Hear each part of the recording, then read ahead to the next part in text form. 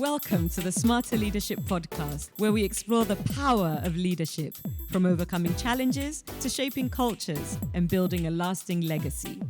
Through inspiring stories and insights from our guests, we'll share transformative lessons to help you thrive in today's interconnected world. I'm Tucci Ivowi. Join us for conversations that will inspire thought and action. Edward Asare is an award-winning digital-first marketing communications professional, passionate about helping individuals, brands, and businesses communicate their value and build their online presence. He's worked with major brands across finance, educational, lifestyle, and other sectors. He helps brands communicate with their target audience by leveraging effective digital media and communication strategies that increase brand awareness, visibility, and engagement. Edward, you've become a known name in the digital marketing world. People who haven't met you have come across your name. I'd like you to start by just telling those who don't know you what exactly you do. In 2016, I found myself being on social media, creating content, connecting with people, sharing stories, and with time, I got to realize that there's a job called digital marketing, and that's where it falls. So I eventually became a digital marketer, and what I do is I help organizations in communicating their product, services, and activities to their target audiences. I also help individuals as well to create a decent online presence in order to connect with their target audiences as well, so they could become thought leaders in whatever field that they find themselves. So that's basically what I do. So it's something that started as a passion. You were just on social media. Yeah, I love the whole thing about engaging people on virtual platforms. It was very intriguing to me. So that's how it started. I didn't even know that there's a job called There's a whole job, a whole industry. Yeah, exactly. Would you call yourself a digital native? I mean, for how many years have you been online? Or do you know life offline? Well, do you remember life offline? Yes, I do. I grew up in the village somewhere in the Watrimasa in the East region, where we don't have network or the internet. The only times I got to experience the internet was when my father brought me from the village to Accra to stay with my uncle for school, and I heard about the various social media platforms at the time. eBuddy, Eskimi, Facebook. So it was intriguing to me. I'll go to the internet cafe just to go and connect with friends. I remember my first Facebook friend called Edwin Adokosi. Wow. So that's what I used to do. And then all the other social media platforms faded away. eBuddy faded away. Eskimi faded away. Now it's become a programmatic platform for marketers to use for marketing. And then Facebook is still there. And Facebook has even grown to have other sister companies as well. So that's basically it for me. Wow, wonderful. I mean, it's difficult to imagine that this is the history, because you've become synonymous now with social media, and I would say storytelling. And you were just saying that you used it to connect with people. Yes. And I think this is something that seems to come out a lot in your work, how you use it for telling stories. Can you shed a bit more insight on that? Exactly. So I think that is what makes me special in this space, because I love to tell stories that people can relate to. If you notice, so many people or so many other online users would like to, go straight to the point, write marketing copies that just talk about the product, and it makes the whole content very salesy, and it can put people off. So what I have grown, or what I've developed over the years, was to use personal stories or real stories to tell people about products and services and personalities, so that they can relate to the people. Because look, humans like to connect to other people. So the moment you're able to tell a story in a way that they can relate to, then they can buy into whatever idea that you're trying to push to them. I'd like to spend a few minutes on that, when it comes to the people side, because like you said, there's brands, there's services, and there's people, and using social media to connect people, but also to make people relatable. What would you say is the role of influence, or what's the difference between being popular on social media and being influential? on social media as a personality? That's a very big question. You could be popular, but then you are not influential. Being popular just means that a lot of people get to know you. You are able to use those social media platforms in such a way that lots more people can get to see you. You can reach more people. But the bigger question is, are you able to influence somebody's decisions? Are you able to affect what they buy, what they do not buy, what they like and what they do not like? That's the difference. So if you are somebody who has very big following on social media and you are able to convert those audiences into, purchasing, like being able to purchase or, buy something from a company, then you would say that you are being influential. Even if you have 500 followers on Instagram and you are able to post about a particular product or service and people can buy into your idea, then we could say that you are being influential. So for me, I see being influential not based on the number of followers you get, but then your ability to change the perception of people to buy into any idea at all that you want to push to them. Okay, and then let's talk about authenticity and the role that plays. Right. In all of this, whether it's getting people to buy your products, your services, but also to buying into who you are. What have you seen in the social media space, perhaps within Ghana, because there are lots of personalities, but also externally? Are you seeing, growing loss of authenticity, or is it coming out strongly? And are there things that people are doing that are, let's say, betraying that sense of authenticity online? Yeah, that's a very good question as well. And look, people are not stupid.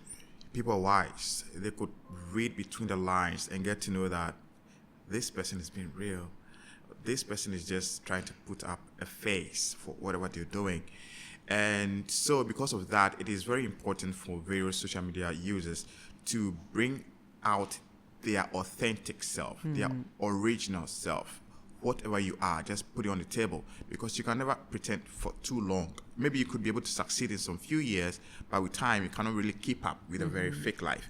And with the emergence of social AI, it has become even more important for you to be very much authentic to yourself. Because, look, my lady, if you read a post that is too perfect, it starts to put you off. You feel like, you just used AI to write this. Yes. And now when people read posts and they see mistakes, they're like, yes, a human being wrote this. And it creates that connection between you and your audiences. And now very basic content is selling now. And that is why TikTok is blowing up. Right. Because right now, just using your phone as a selfie and then you take a normal video of yourself and you post it online can get more reach than overdoing the whole content and everything, because people feel like, oh, this is real, this is who we can relate to. And also, don't be scared about sharing your failures and your shortcomings, because so many people like to show the high end of their lives, the success part of their lives, and that's why people feel like LinkedIn is toxic, because everybody's announcing the good news. Exactly. But you know what is very common to all of us? Failure.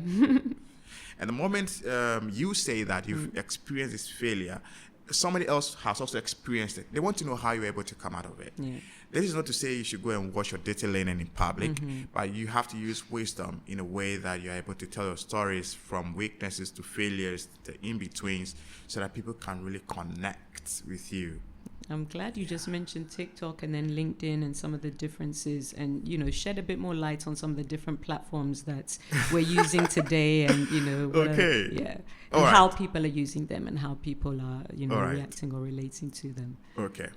So when it comes to digital media, it's a perception game. Okay. It has a little bit of PR in there. It's how you perceived by people. All of these social media platforms have a certain perception about them, and that is how they have been made.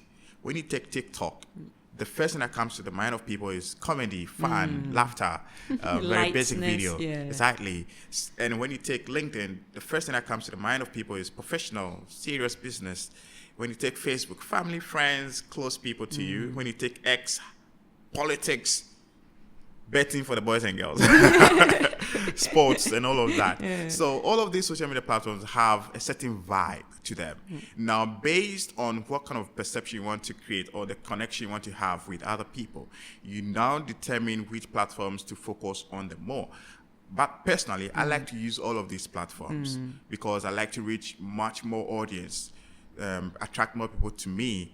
I want to attract professionals. I want to attract people who are on the front side. I want to attract family and friends. So based on these things, you're able to know how to curate your content for them. In fact, this podcast, I'm sure you can be able to cut it in a way that fits TikTok, in a way that fits Instagram, and LinkedIn is also there. So that's the dynamics that comes with the use of social media. Okay, lovely. So, Edward, social media clearly has its benefits. We've talked about the power to connect people. We've talked about, use friends and family space, but also professionally, people can highlight what they're doing, make professional contacts and so on. But there are a lot of people who shy away from social media. I certainly did. I mean, I really didn't want to have anything to do with posting personally. I remember the first time I posted on Instagram, I had so many friends calling and saying, wow, you actually posted? Because they know me. I don't, but I do it for others. As a marketing professional, I've been doing it for many, many, many years for brands, for people.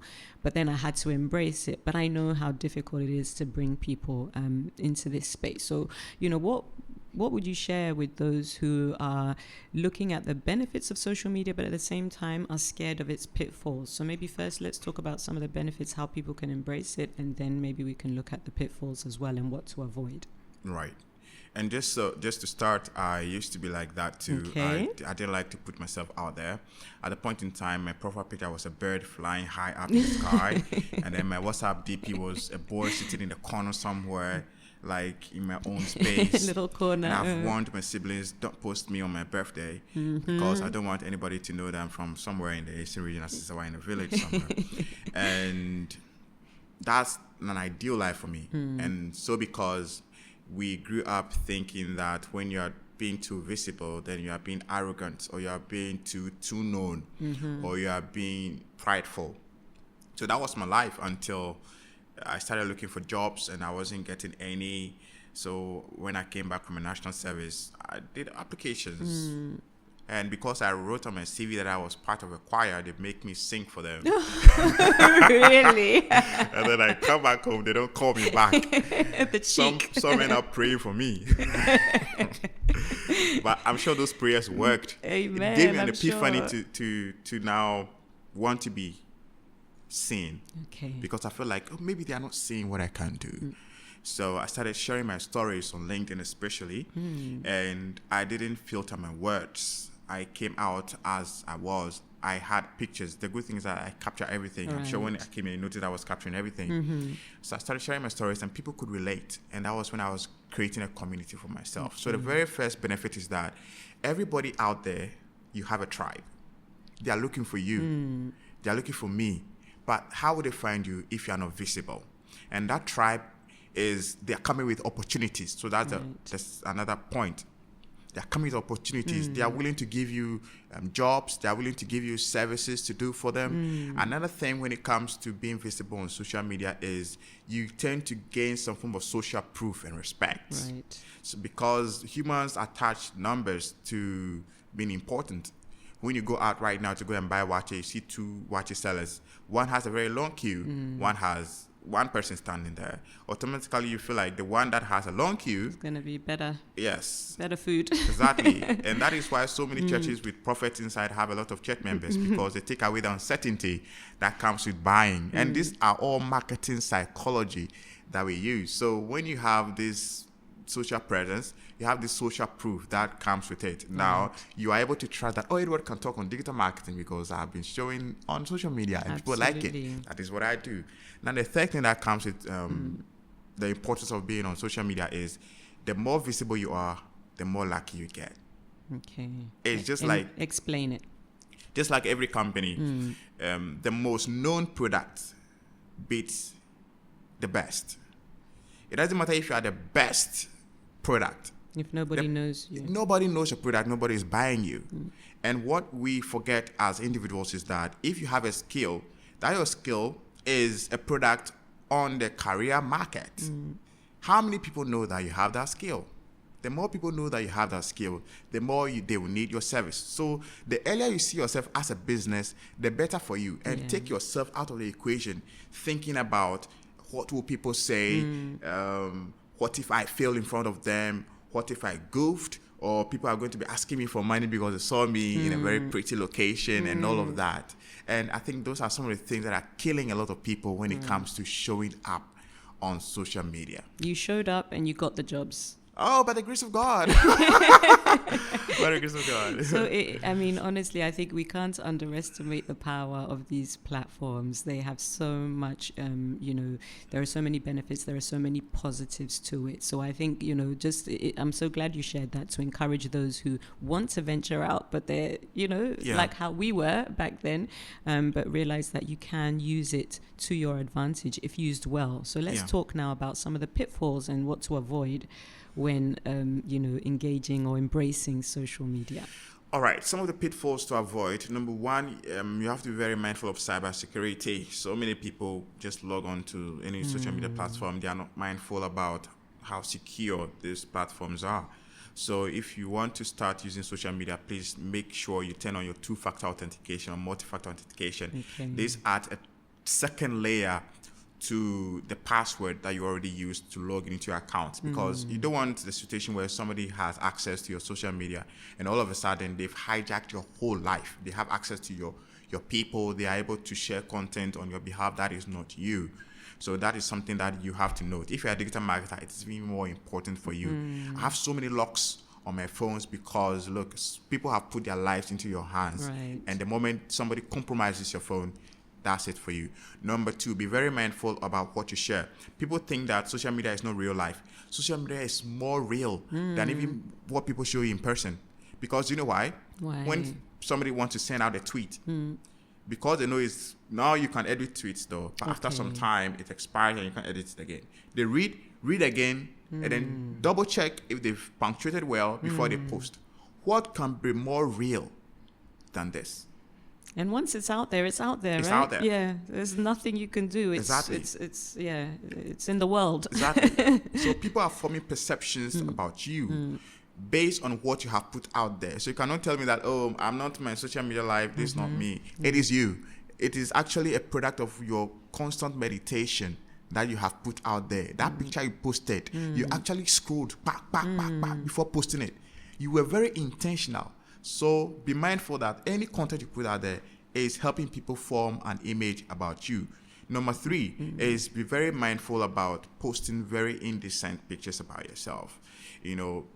If possible, stay away from taking nude pictures, because the moment that goes out, your reputation is going down the drain, and you don't know who is going to have access to it. And again, you can't take it back. You can't Once take it's it back. Out, it's out. Exactly. Yeah. Another thing is social media success that it come at a go. It's a consistent journey, and I see it more or less like you are trying to document your life. Yeah.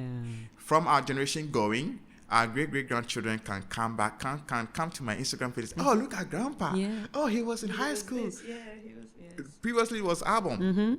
So and you were lucky if you had the pictures, if you had the memories. Exactly. But today, they're there. So maybe if somebody's out there who wants something to push them to want to use social media, this is one of them. It's like you're documenting your life. You're creating a legacy so that your generations can come to your page and say, oh, look at my grandpa. I mean, we look having like this, he did this. Exactly. Yeah. So those are some of the things that you have to note when it comes to the use of social media. I don't be worried about the engagements too much, because it can cause frustrations. So we'll talk about that in a minute. But when you were saying that what you put out there, at the end of the day, it's you. That picture you put out there, it's you. So even if you're lying, or even if you're curating a lifestyle that's not actually yours, you're taking pictures against fake backdrops, at the end of the day, that still becomes synonymous with you, because that's the person you were. Right. You were somebody who was not embracing your true self, and you were creating a life for yourself. That's still you.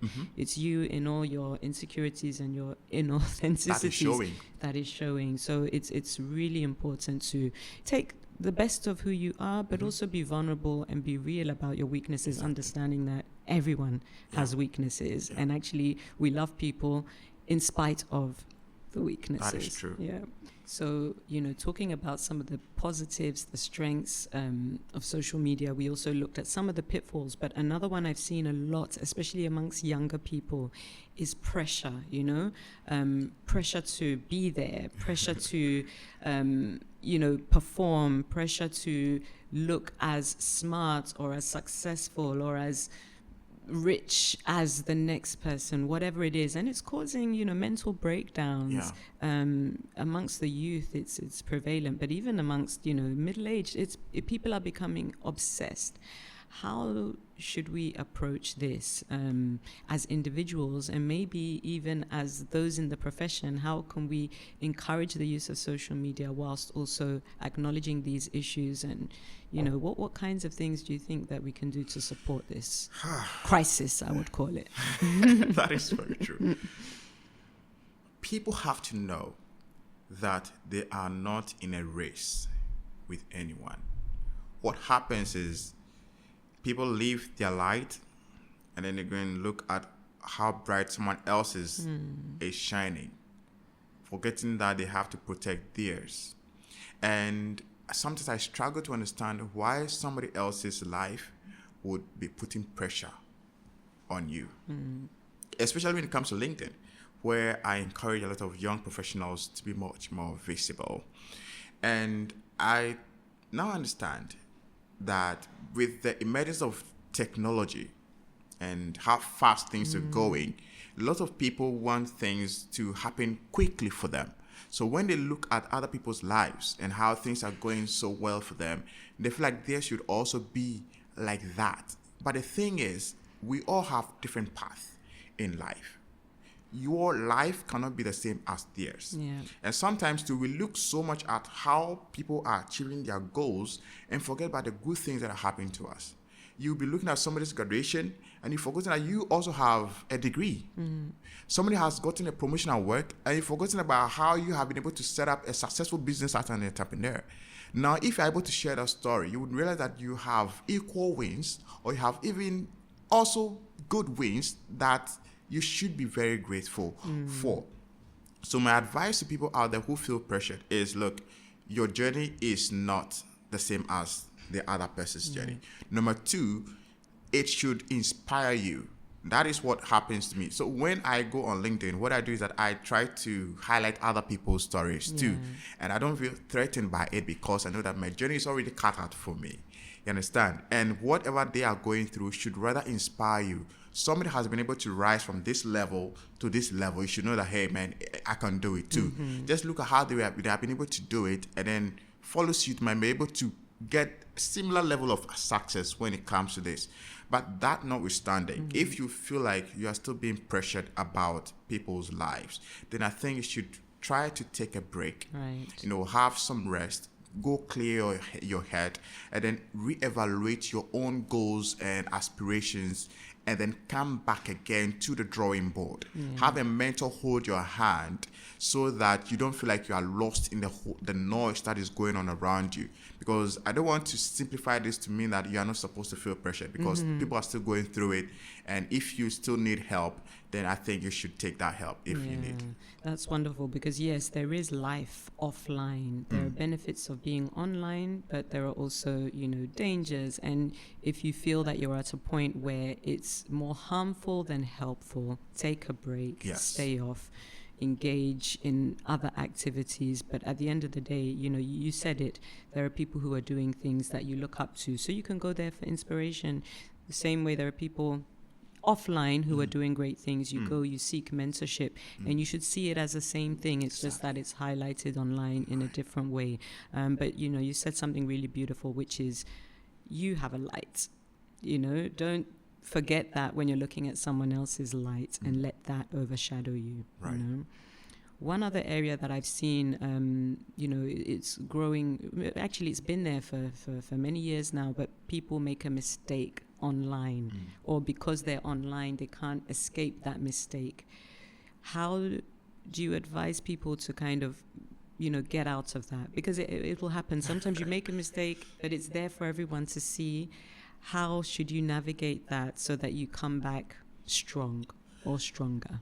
That is the thing, and that is why so many people shy away from social media, because they don't want to fail in front of people. They don't want people to see them goof. And the fact that there are accidents on a Tema motorway doesn't mean we will not go to Tema. Yeah. So even regardless of all of these short pitfalls, you are supposed to use the platforms in a good way. That notwithstanding, there are times where you would say something that would brush off people in a very negative way. I've had my fair share of that. I remember when I used to be very, very vocal on X, commenting on various things from politics to women to career and all of that and what. At a point in time, I was just there, and then I was thinking about the pressures that people go through when they are nearing 30 years old, especially when it comes to women. And I was, in my head, I was feeling like, you know what, people should not be pressured into, like achieving relationships, exactly or, so marriages. such and such when they are nearing 30 years old, because I was also nearing that age at that time. So innocently, I posted a question that says, I don't know if I should say it. Please. That says, what advice do you have for a lady who is 30 years old and not married yet? In my head, this is a very innocent question where I was hoping that people would give very good advice to ladies that, you know what, no, just focus on your life. If it is not happening now, it doesn't mean that that is the deadline for you to find a love for your life or do such things for yourselves. It came off the bad way for people. People thought I was trying to mock women, and I was dragged, I was insulted, that I'm trying to put women in a certain bracket. Who are you to talk about women? The post went into the diaspora X or Twitter platforms, and I had to delete it because the insults were becoming too much. And in my head, people might not know what I was thinking. When but you put it out there. Exactly. But when you look at the after effect about what you have been able to achieve on these online platforms, do a cost benefit analysis. If what you wanted to achieve with the communication is not being achieved, then you probably have to reevaluate the whole content. If necessary, pull it down. So I pulled the post down, and I made a post that I didn't intend to disrespect women. What I actually meant was this, and that. And I actually love to empower women. I've been invited to so many women platforms to speak, to engage, and empower ladies in various capacities. So you owned it. Exactly. You apologized for it, and I moved on. Make sure that it is not something that you cannot come out of, though. Yeah. Because some of them can be very everlasting. Yeah. So just keep it in mind all the time that when you're trying to live your authentic self, you still need to look at how to constantly grow and improve yourself, because that's life, isn't it? That's right. It's about continuous development and growth. Okay. So Edward, tell us a bit about your life beyond social media. What are some of the values that guide you in life, and what do you do? I'm sure for people social is part of their social life, being online, but I'm sure there are other interests that you have. So let's start with your values. My values. So thankfully for me, my daddy is the man of God. Okay. And so when I was growing up, I grew up with the Christian faith. And I could remember when I was little, he would teach you how to prepare a sermon, how to preach. Oh, that's nice. So that even helped me in my public speaking, because I have to be able to, create a message, determine my audiences, and then how to put my message out there. So it really helped me. And because of that, I'm very thankful to him that I've been able to cultivate this integrity lifestyle when it comes to dealing with people, hardworking, because in your mind, everything you're doing is as to God. So that is more like it. So I see what I do more or less like a calling than just a career. And that's why I add so much passion. And you support people and you bring people up using your platforms. Exactly. It gives me fulfillment. I don't know how to describe it. It's why you enjoy it. Yes. When it's beyond, kind of a mere product and you're helping people, I mean, I guess there's nothing more fulfilling. Exactly. Yeah, beautiful. Yeah. So beyond social media, I think I'm very much open about what I do, to the extent that it's not too much different from what you see online.